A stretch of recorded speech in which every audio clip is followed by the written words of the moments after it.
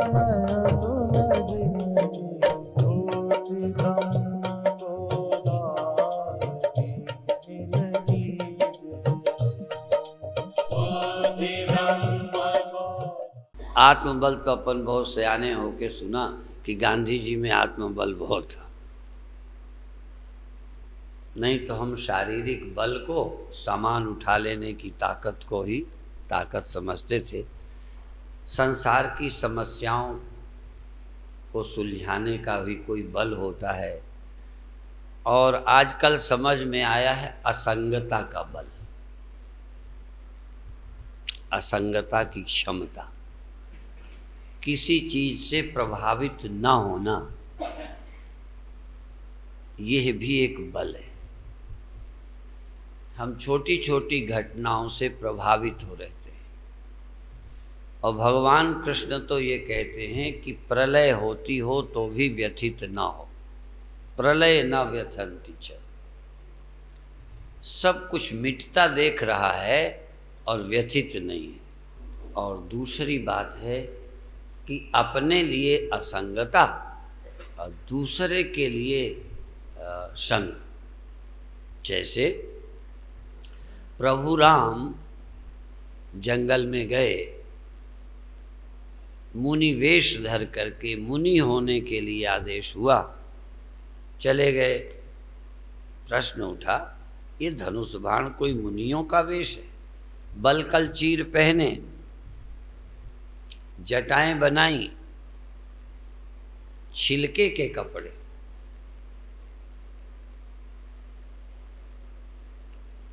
पैर में जूते नहीं, एक तरफ इतना बड़ा त्याग और एक तरफ धनुष बाण। ये भी सोच सकते हो कि शायद अपनी रक्षा के लिए जंगली जीव जंतु राक्षसों से डरते होंगे, इसलिए रखे थे। आत्मरक्षा के लिए भी आज हथियार रखने की इजाजत है, पर हमको आत्मरक्षा के लिए दिए जाते हैं, पुलिस वालों को, मिलिट्री वालों को देश की रक्षा के लिए दिए जाते हैं। उनको सीमा में भेजा जाता है, यद्यपि वो सुरक्षा अपनी भी करेंगे, पर अपने को रिस्क में भी डाल सकेंगे। अपने मरने की नौबत हो तो भी वो देश की रक्षा करेंगे। तो उनके हथियार आत्मरक्षा के लिए नहीं है, मिलिट्री वालों के हथियार देश रक्षा के लिए, राष्ट्र के लिए, अन्य लोगों की रक्षा के लिए। इसी तरह बड़े बड़े नेताओं के साथ, प्राइम मिनिस्टर के साथ, और खतरे जिनको हैं उनके साथ भी कुछ लोग रहते हैं। कौन? वो ब्लैक क्या होता है, वो कमांडो, हाँ, वो उनके साथ कमांडो रहते हैं, वो भी हथियार और चुस्त रहते हैं। पर यदि ईमानदार हैं तो उनके लिए सावधान हैं, उनके लिए हथियार रखे हैं, उनको बचाने के लिए। तो पहली बात तो कि हम अलिप्त हो जाएं और फिर दूसरे की रक्षा में लिप्त रहें, दूसरे के काम में लगे रहें, बिजी रहें और अपना काम मुका लें। जब अपनी आत्मा को कोई खतरा न रह जाए, आत्मरक्षा, जब बिल्कुल क्लियर हो कि अब मेरी आत्मा को कोई खतरा नहीं है, पतित होने का, बंधन में आने का, दुखी होने का, मर जाने का कोई खतरा ही नहीं। यदि बिल्कुल स्पष्ट हो जाओगे, अपना खतरे से मुक्त हो गए, तो हम बहुत बलवान हो गए। गांधी जी के लिए इसीलिए बोलते हैं कि देश के काम इतने किए, कहते हैं आत्मबल बहुत था। मेरी दृष्टि से विनोबा जी उस तरह से चर्चित नहीं हुए गांधी की तरह, पर मुझे लगता है अंदर सुलझने का, स्पष्ट होने का और ज़्यादा चिंतनशील होने का मेरी कसौटी में विनोबा आगे थे। विनोबा जी खुद गांधी को आगे मानते हैं उनके विचारों से, लेकिन हमें ऐसा लगता है। तो हम अंदर कितने स्पष्ट हैं। कई लोग तो अभी कहते हैं हमको आत्मा का दर्शन ही नहीं हुआ, आत्मा का अपरोक्ष हो जाए। तुम अभी आत्मा के स्मरण में, आत्मानुभव में दृढ़ नहीं रहते। यदि ये कहो तो अच्छा लगेगा मुझे। लेकिन जब ये कहते हो अभी हमें आत्मा का अनुभव ही नहीं हुआ, दर्शन नहीं हुआ, तो हमें लगता है कि अभी या तो ठीक से गुरु नहीं मिला या ठीक गुरु को गुरु नहीं समझा और उससे तुमने समझने की कोशिश नहीं की। भेड़ चाल के अनुसार यहाँ भी हुआ है, वहाँ भी हुआ है, ये करा नहीं। ये तो इतनी सरल बात है आत्म साक्षात्कार, सीधा सीधा है। आत्मा और अनात्मा दो चीजें ही हैं। एक जिसका साक्षात्कार होता है और जिससे साक्षात्कार होता है, दो तो हैं। एक अनात्मा है, एक आत्मा है। अनात्मा का साक्षात्कार बिना आत्मा की उपस्थिति के हो ही नहीं सकता। दृश्य का साक्षात्कार बिना दृष्टि के, दृश्य का दर्शन बिना दृष्टा के दृश्य दर्शन नहीं हो सकता। तो दृश्य दिख रहा है, तुम देख रहे हो, दो ही तो हैं। यद्यपि बीच में एक दर्शन शब्द आता है, पर हम आपको उलझन में नहीं डालना चाहते। बस दो ही करो, एक दिख रहा है, एक देख रहा है। एक जाना जा रहा है, एक जान रहा है। एक चेतन है, एक जड़ है। चेतन है जिसको मालूम होता है, जड़ है जो मालूम होता है, बस। और सावधानी बस इतनी कि आप जब कुछ हो रहा था तो तुम मौजूद थे कि नहीं। जब कोई घटना घट रही है, चाहे कुछ भी, तो उस समय तुम हो या नहीं हो, और उस घटना को अच्छी या बुरी मानकर राग और द्वेष से तुम प्रभावित होते हो या उस घटना को घटना की तरह देखते हो और अप्रभावित रहते हो। तो अलिप्त रहना, अलिप्त रहने की सामर्थ्य, मुझे अपने होने का एहसास हो, देह होने का मैं नहीं कहता। देह होने का एहसास होता है तो वो तुम्हें होता है। तुम्हें अपने होने का एहसास हो। जब भी कोई चीज हो, यदि कोई शब्द है तो तुम वहाँ भी मौजूद हो। तुम्हारी चेतनता शब्द के समय भी हो, रूप के समय भी हो, स्पर्श के समय भी हो, क्रिया के समय। शरीर में कोई क्रिया हो रही है तो आप उपस्थित हो कि क्रिया हो रही है, क्योंकि क्रिया का, शब्द का बोध बिना आपकी उपस्थिति के हो नहीं सकता। फिर भी होते हुए तुम नहीं होते हो। इसी का नाम आत्मविस्मरण है। अपन को आपन ही बिसरो। आपके बिना कुछ आपको हो जाए, आपके बिना तो आपकी मौत भी नहीं हो सकती।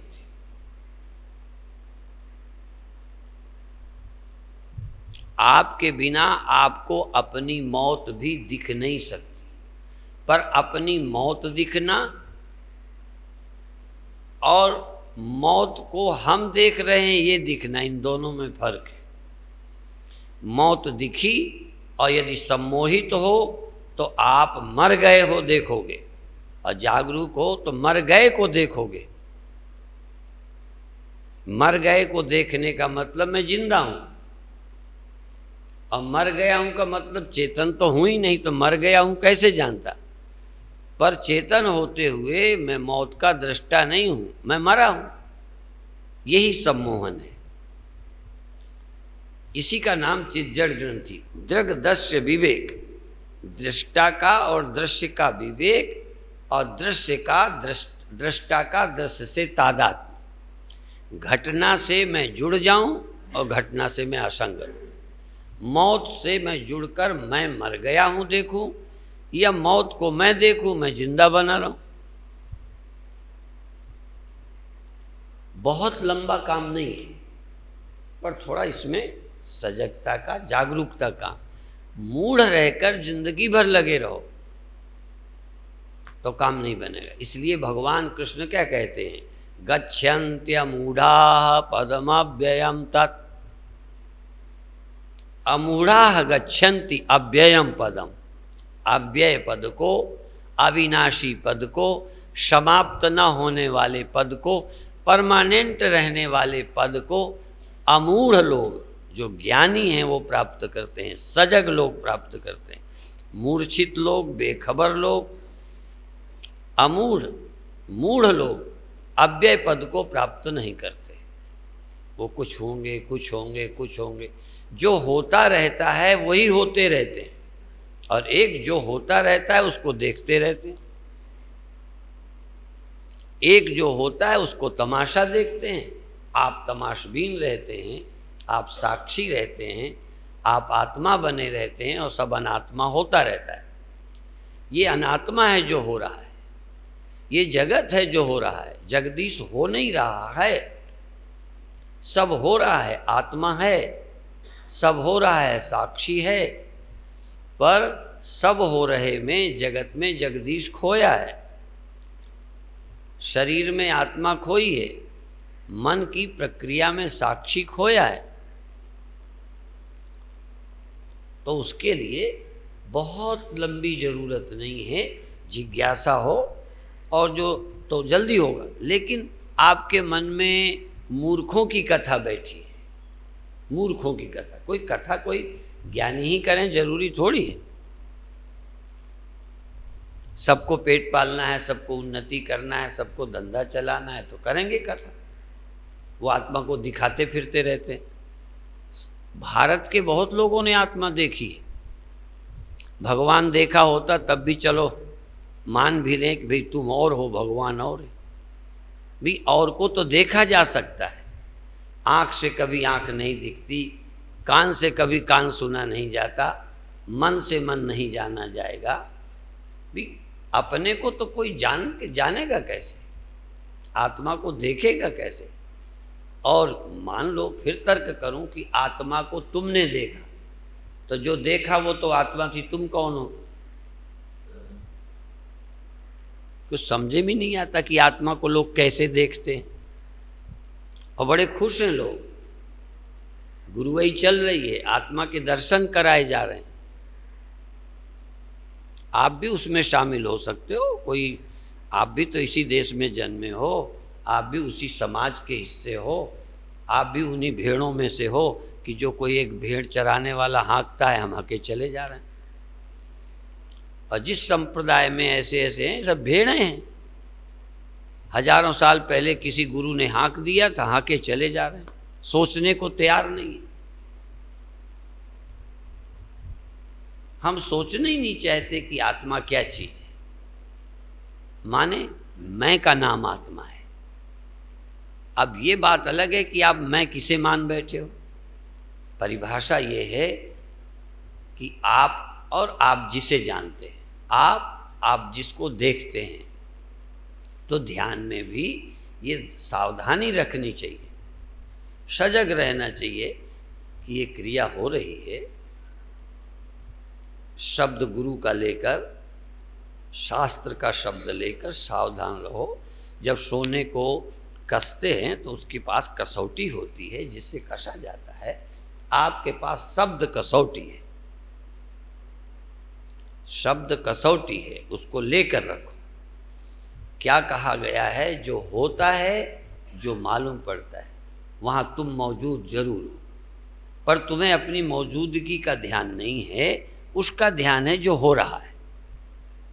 आपको उसकी मौजूदगी में, उसकी उपस्थिति में अपनी उपस्थिति को भूलना नहीं चाहिए। बस सुमिरो, सुमिर सुमिर सुख पाओ। बस याद रखो कि ये हो रहा है और मैं उपस्थित हूँ। अपनी उपस्थिति का हो तर्क के आधार पर तो सिद्ध होता है कि उपस्थित हैं। जैसे पहले ये बता चुका हूँ कि इस समय आपकी श्वास चल रही थी मेरे प्रवचन के समय, ये आपको ध्यान है? नहीं, लेकिन चल रही थी। देखो एक आदत बस, एक पहले के तर्कों के आधार पर ये आपको विश्वास है कि जब हम कथा सुनते थे श्वास चलती रही होगी, पर चलती रही आपने जाना नहीं। ठीक है ना, कि आपको पता था जैसे श्वास चलते हुए श्वास को हम नहीं जान रहे थे, सावधान नहीं थे, पर चल रही थी। ऐसे ही आप हर क्रिया के समय, हर विचार के समय, हर अवस्था में होते हो। जैसे वहाँ श्वास होती है हमें बोध नहीं होता, लेकिन वो तो चलो और कोई था, भूल भी सकते हैं, पर हमारे सामने ही कुछ हो रहा है और हमें अपना ही होश नहीं। ये देखो, जिसको सबका होश है, ये हो रहा है उसका होश है, और मैं वहीं हाजिर हूं, ये होश नहीं। जैसे जल को अपना होश न हो, लहर होने का होश हो। लहर हुई है, अब लहर का तो पता है लहर है, जल है कि नहीं। तो जैसे कोई तर्क के आधार पर ये कह भी दे कि हाँ लहर होती है तो जल होता है। हमने कहा जब लहर होती है तब जल को अपने होने का होश होता है क्या?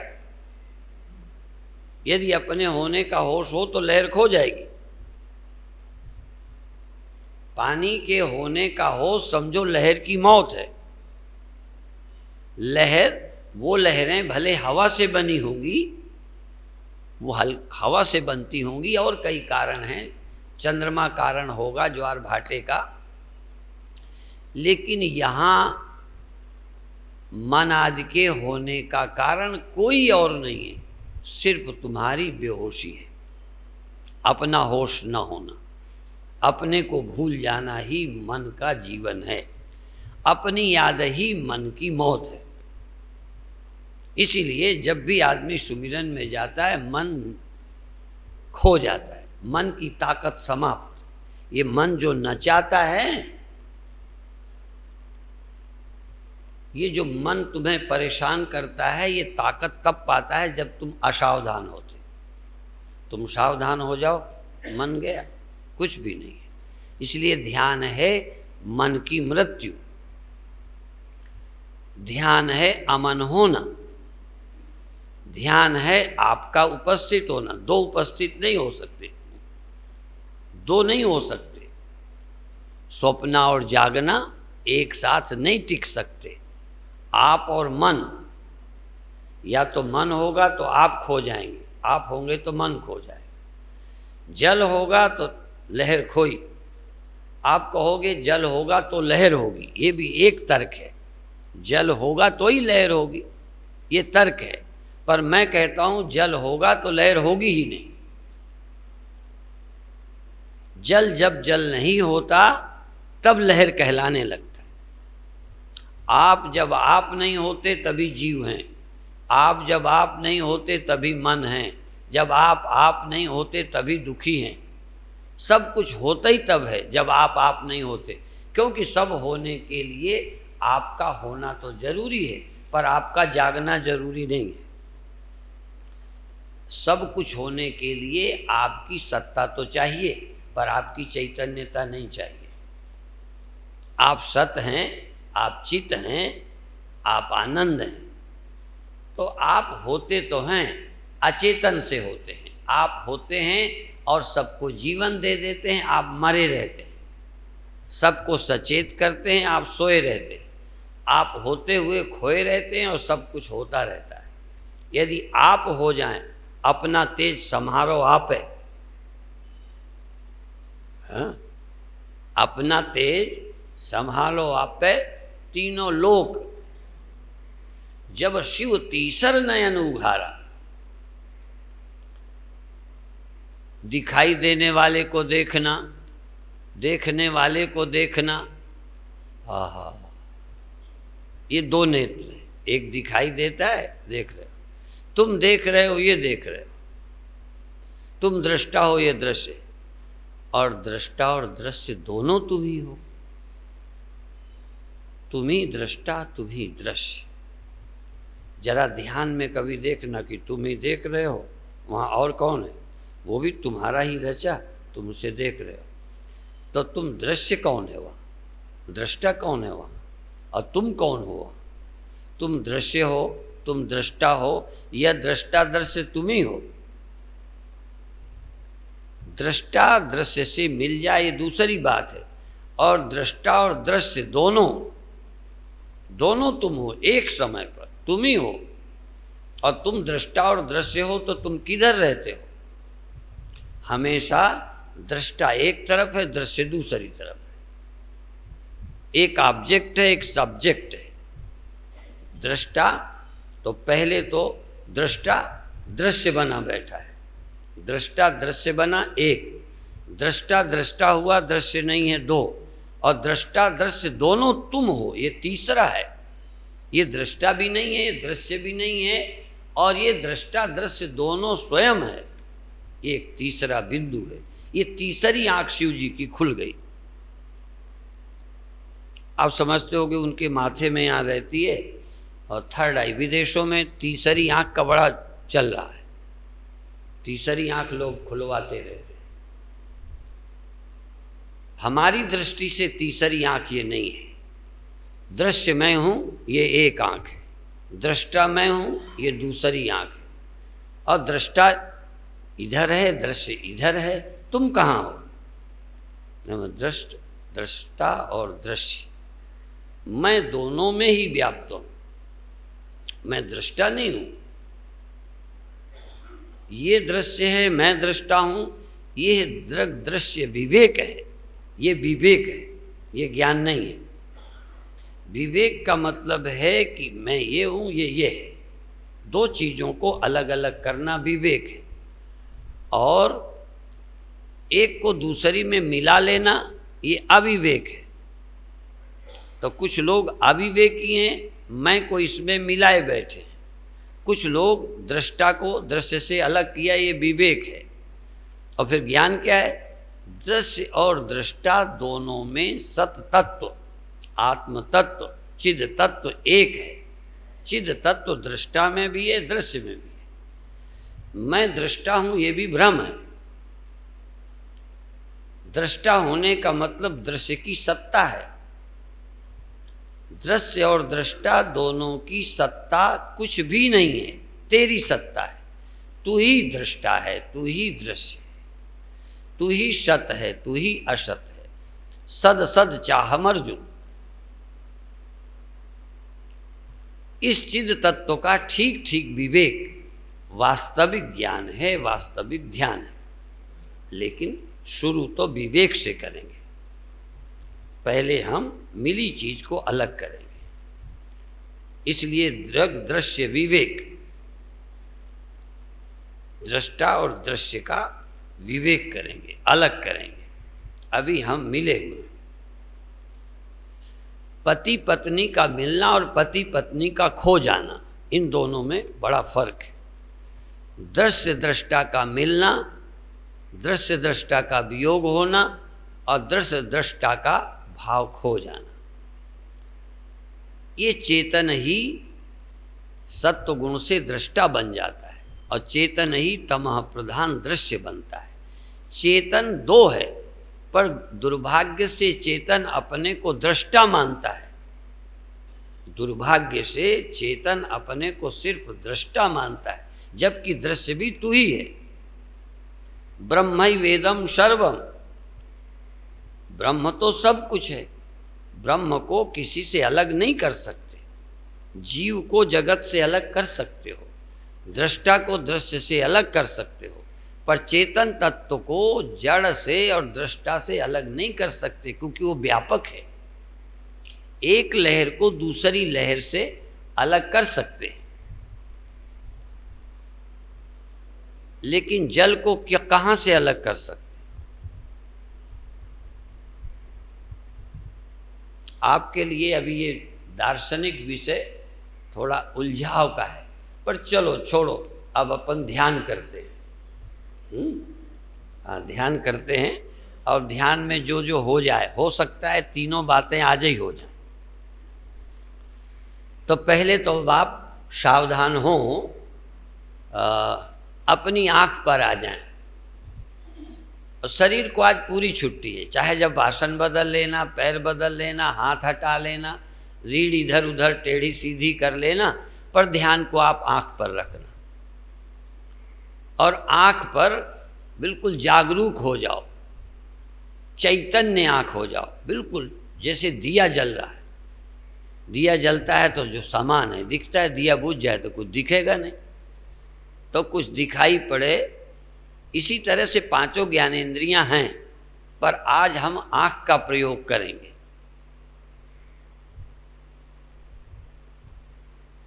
कुछ लोग कान का भी कर सकते हैं। आप पूरा ध्यान एक गोलक पर, एक चक्र पर, एक इंद्रिय पर केंद्रित करो। एक इंद्रिय, 5 ज्ञानेंद्रियां हैं, उसमें एक इंद्रिय पर हाजिर हो जाओ। आँख में बंद और खुली 2 विधि हो सकती हैं, पर कान तो खुला ही रहता है। पर कान को प्रकृति ने बंद नहीं किया, तो कई लोग रुई से बंद कर लेते हैं और फिर सुनते हैं। कान को रुई से बंद करके फिर सुन सकते हैं, और अभी रुई नहीं लगी तो भी आप सुन सकते हैं। क्या सुनेंगे? जो आवाज़ आएगी, बीच में पंखे की सरसर आएगी, कोई और आवाज़ आएगी, रात को ध्यान करेंगे तो कीड़ों की आवाज़ आएगी, छोटी सी आहट भी आएगी। तो आप कान में उपस्थित रहें, आँख में उपस्थित रहें। और एक ही बात में ये भी बता दूं, कोई कहीं भी त्वचा में भी उपस्थित रह सकता है, और शरीर को कपड़े का स्पर्श, हवा का स्पर्श, गर्मी का स्पर्श, शीत और उष्ण, कोमल और कठोर, कोमल को छुएं, कठोर को छुएं, गर्मी को छुएं, सर्दी को छुएं। आप त्वचा में उपस्थित हो जाएं, आप आँख में उपस्थित हो जाएं, आप कान में हो जाएं, नाक में हो जाएं, आप रसना में हो जाएं। ये इसलिए बता दिया कि घर में आपको कोई भी ध्यान करने की छूट रहेगी, पर अभी आप आँख और कान 2 को ही मुख्य बनाएं। एकाग्र हो जाएं, एकाग्र हो जाएं, और आप आँख में हैं कि नहीं हैं ये ध्यान रखें। आप आँख को न छोड़ें, और कुछ हो ना हो आप आँख में रहें।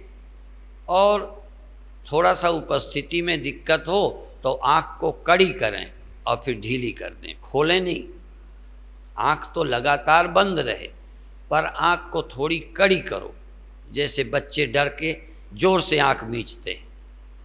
आप खुशी से आँख को कड़ी मीचो, समेट लो आँख को, जोर से कड़ी करो और फिर ढीली कर दो, और हाजिर रहो।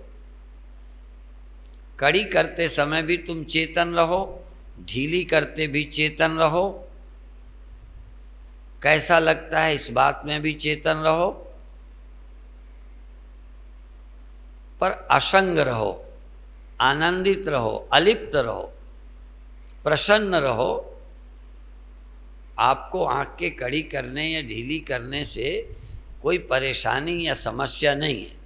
आँख कड़ी करी तब आप चेतन हो कि नहीं। आप ध्यान रखो, जब आँख कड़ी की तो तुम आँख में हो और सजग हो कि नहीं। सजग माने चेतन, सावधान, अमूढ़, सम्मोहित नहीं है, मूढ़ नहीं है। हमने अपने को खोया नहीं है, अपने को भुलाया नहीं है। आँख कड़ी करते में भी, कड़ी रखते में भी हम जाग रहे हैं, और फिर जब ढीली कर दी तब भी जाग रहे हैं, और ढीली कर दी तब भी जाग रहे हैं। और कुछ दिखता है तो दिख रहा है, रंग पीला नीला बैंगनी, कोई और दृश्य तो देख भी रहे हैं। शून्य शून्य शून्य, आकाश, खालीपन, अभाव, कोई चीज नहीं है। तो आप अभाव को भी देखिए। कोई चीजें ही नहीं देखी जाती, चीजों का अभाव भी देखा जाता है। देखने का ढंग जानते हो तो आपकी आँख मौजूद है।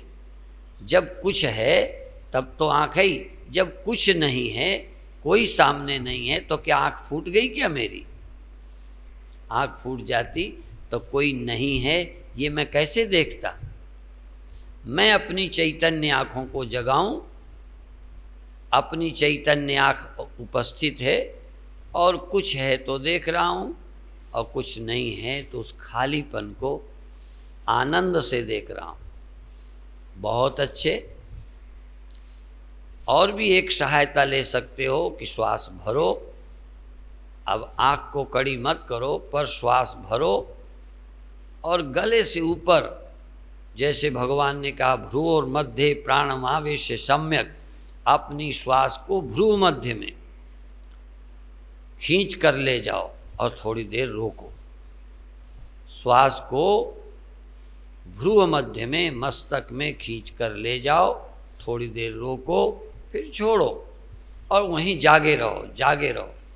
क्योंकि भ्रू मध्य वही है, दोनों आँखें वही हैं, मस्तिष्क भी उधर ही है, कान भी नज़दीक ही है, कोई बड़ा फासला नहीं है। ज्ञानेंद्रियाँ गले के ऊपर, एक इंद्री व्यापक है त्वचा इंद्री, बाकी 4 इंद्रियां तो सब ऊपर ही हैं। इसलिए आज्ञा चक्र पर दोनों भौं के बीच प्राणों को खींचकर थोड़ा रोको और जागरूक रहो, जागरूक रहो। मुख्य बात यह है, करना लक्ष्य नहीं है। श्वास भरी, रोकी, तुम क्या कर रहे हो? तुम जाग रहे हो, तुम चैतन्य हो। और ये गप नहीं है, ये कल्पना नहीं है। तुम बोलो चेतन हो कि नहीं, ध्यान रखो, हो पर ध्यान नहीं रहता। हमें सिर्फ ध्यान ही करना है और कुछ नहीं करना। कोई भगवान लाना नहीं, आत्मा लानी नहीं। और नहीं होती तो ध्यान से तुम कोई आत्मा को पैदा करोगे क्या? ध्यान कोई आत्मा को पैदा करता है? जग जाने से श्वास पैदा नहीं होती, श्वास तो सोने में भी चल रही थी। इसी तरह से आत्मा होश से आती नहीं, होश से आत्मा की उपस्थिति का बोध होता है। तुम चैतन्य हो, ये ध्यान रखो, ये होश रखो। होश, तुम जाग रहे हो, तुम चेतन हो, तुम चेतन हो। श्वास भरते हो, रोकते हो, छोड़ते हो, कोई हरकत होती है वो भी जानते रहो। सूक्ष्म से सूक्ष्म हरकत को जानो। झीनी सी झीनी क्रिया, झीनी से झीनी क्रिया हो रही है और तुम उसको भी जान रहे हो, तुम उसे भी जान रहे हो। कुछ नहीं होता उसे भी जान रहे हो। कुछ आया, कुछ गया, कुछ हुआ, कुछ खोया, पर तुम जाग रहे हो, जाग रहे हो। उसके होने खोने से तुम्हारा कुछ नहीं बिगड़ता। तुम तो उसके साक्षी, दृष्टा, गवाही, ये हुआ, ये हुआ, ये हुआ। कितनी लहरें हों, तुम्हें इतना ही ध्यान रखना, ये लहर हुई, ये लहर हुई, और मैं उपस्थित ना होता तो इस लहर का पता ही न चलता। बिना मेरी उपस्थिति के लहर होती नहीं।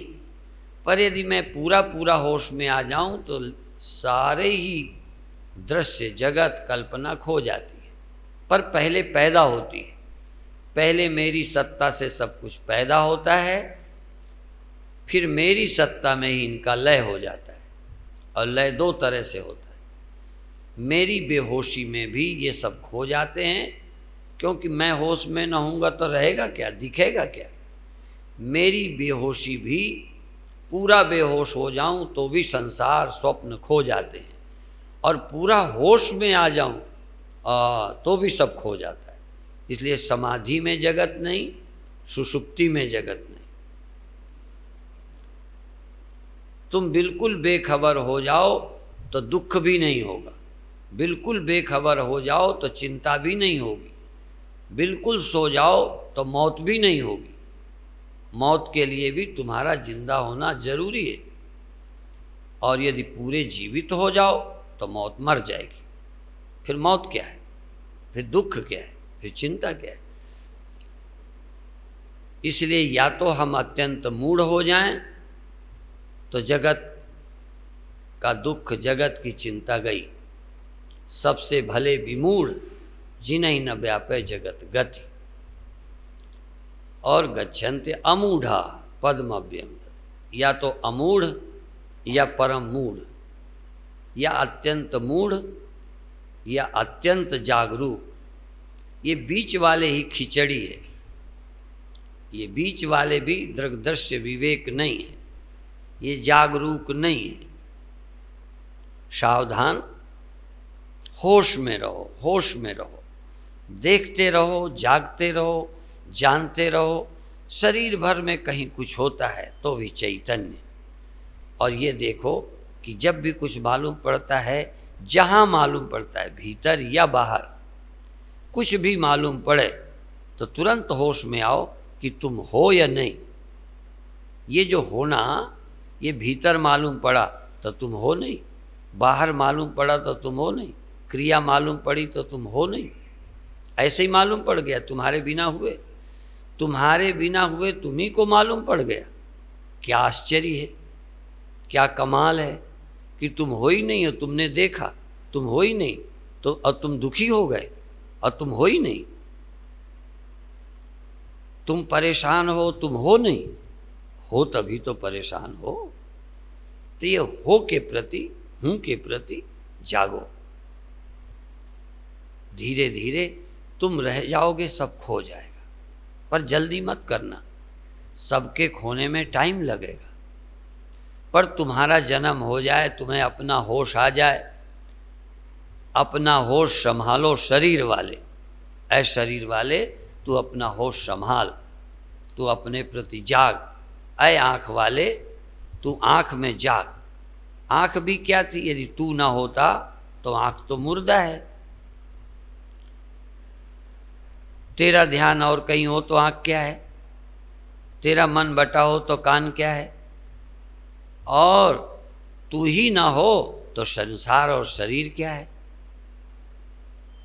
पर तू अपनी महिमा नहीं जानता, अपनी महिमा को भूला हुआ है। अपन को आपन ही बिसर्यो।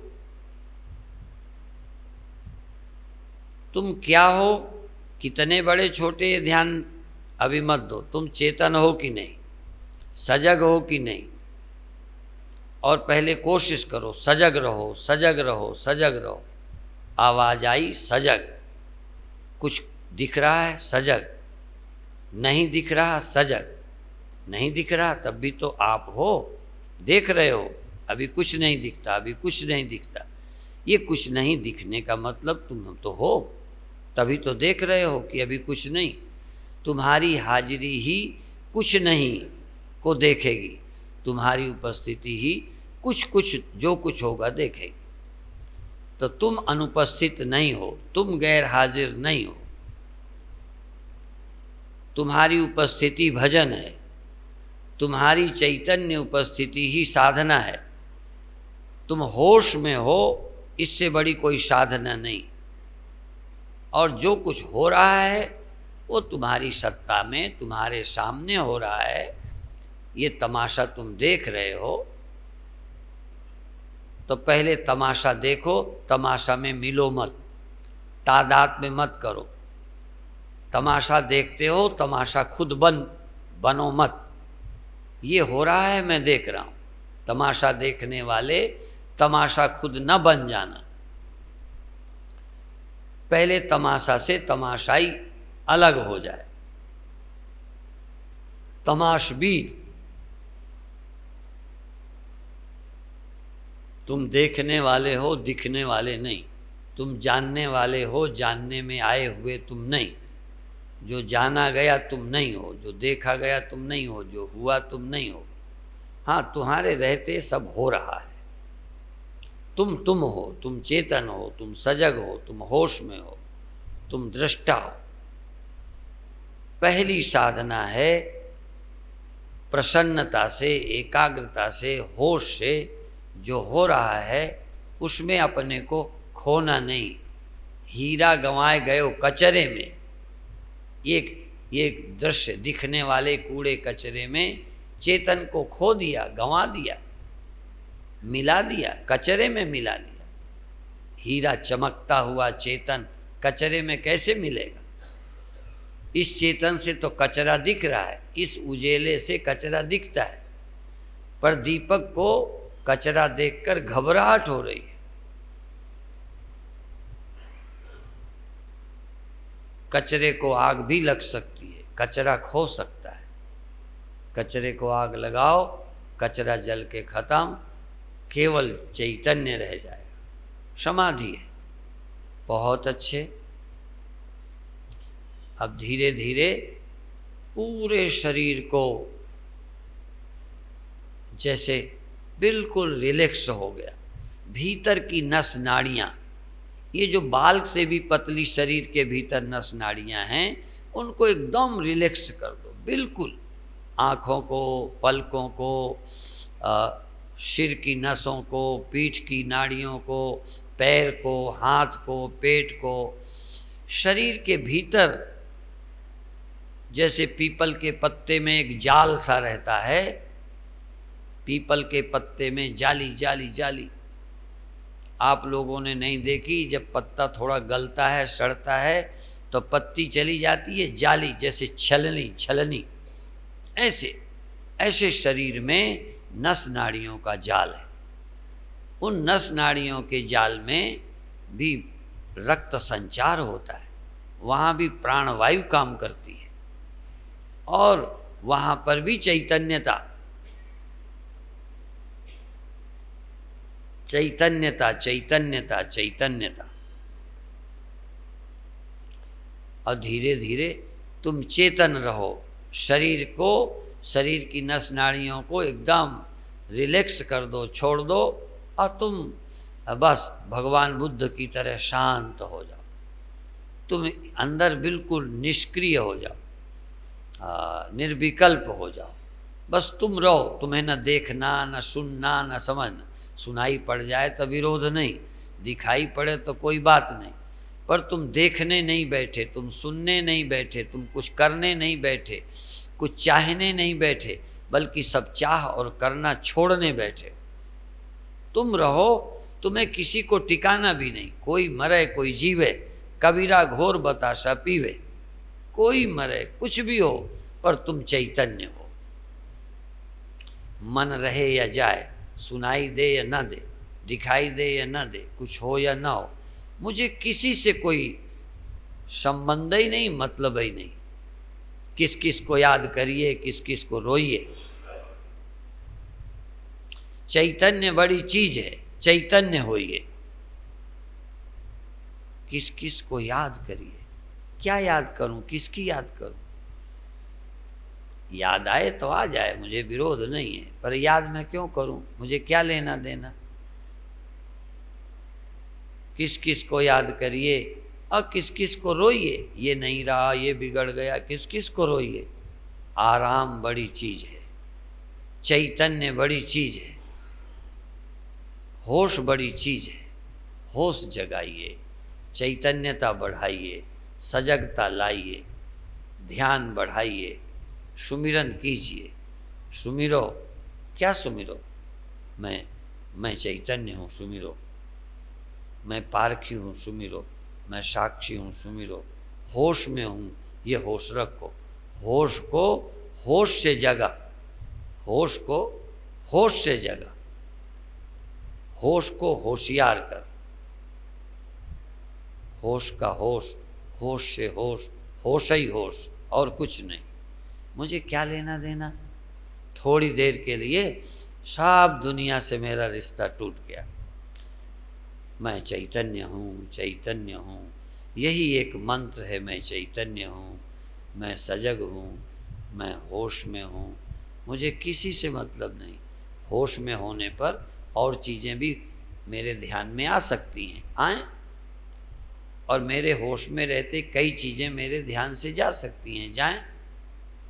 पर मैं तो न जाऊं, मैं तो होश में रहूं। मैं अपना होश तो न खोऊं, अपना होश संभालो। बहुत अच्छे।